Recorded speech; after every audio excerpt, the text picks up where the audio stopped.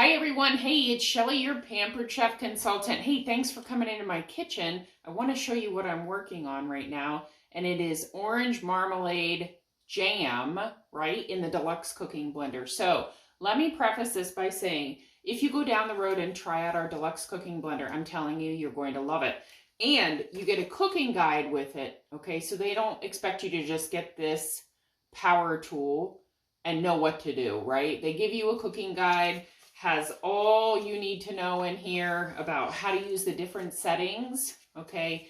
Sauces, soups, alternative milk. We're using the jam setting, the grind setting.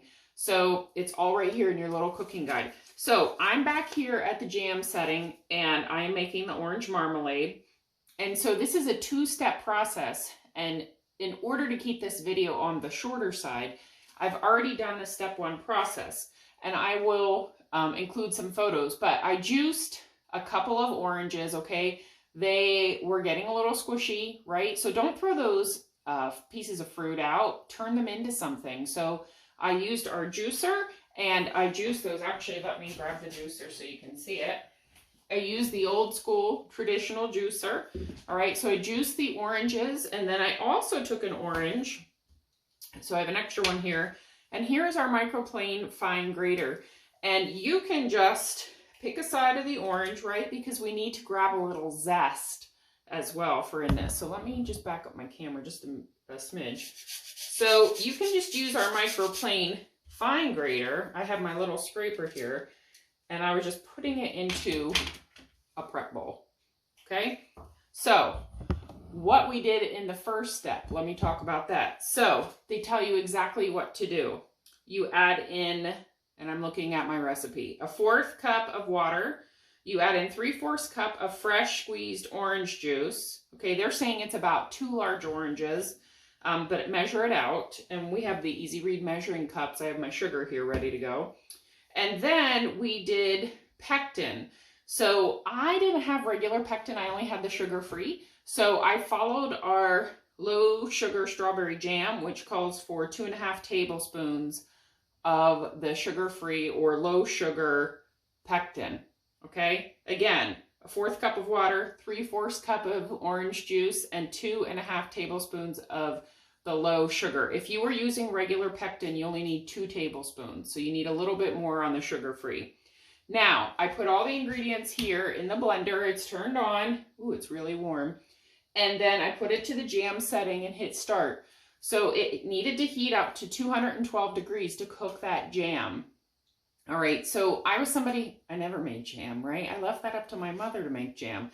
But I'm making all kinds of jams, apple butter, applesauce, those types of things in the blender. So it cooked and cooked and cooked. And then when it's done, it beeps and it says add. So I'm going to take the lid off. I have 1.5 cups of sugar.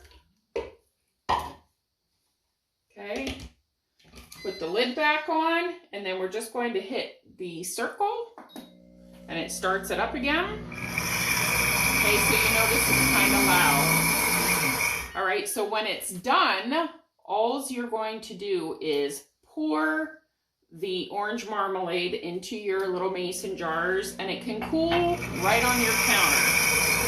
Okay? And it says you can refrigerate it for up to a month, or you can freeze it for up to 6 months. So let me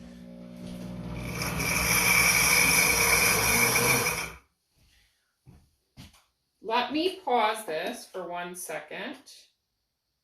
Okay, because in the midst of my video, I'm always pampered, not perfect. I forgot to put in my zest. So let me throw that in quick.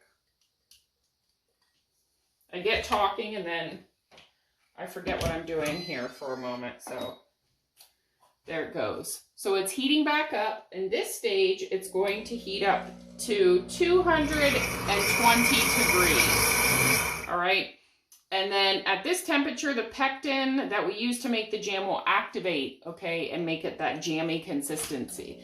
So orange marmalade, never have made it. Check it out. It's doing its thing over here. So I will be back and I will include some photos so that you can see what it looks like. It's kind of hard to talk through a video when this is going on, so I'm glad you tuned in to see what was going on in my kitchen, and I hope you have a great day. See you next time.